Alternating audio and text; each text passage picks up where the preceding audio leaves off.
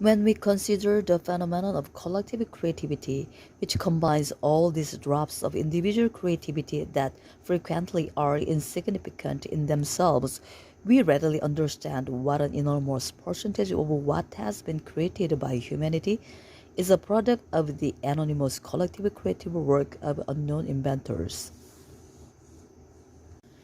The overwhelming majority of inventions were produced by unknown individuals, as Ribot rightly says. A scientific understanding of this phenomenon thus compels us to consider creativity as the rule rather than the exception.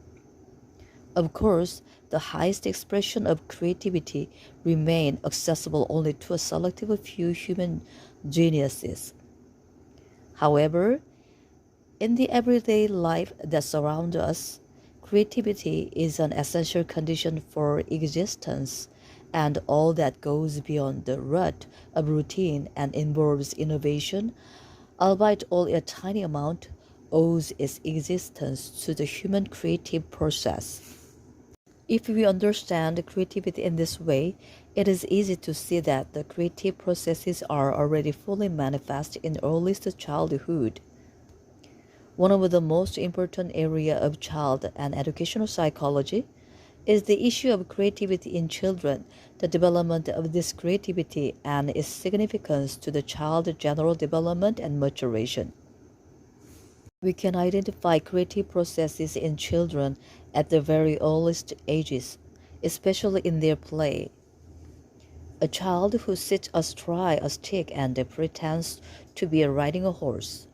A little girl who plays with a doll and imagines she is its mother.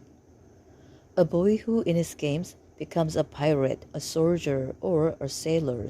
All these children at play represent examples of the most authentic, truest creativity. Everyone knows what an enormous role imagination plays in children's play. A child's play very often is just an echo of what he saw and heard adults do. Nevertheless, these elements of this previous experience are never merely reproduced in play in exactly the way they occurred in reality. A child's play is not simply a reproduction of what he has experienced, but a creative reworking of the impressions he has acquired.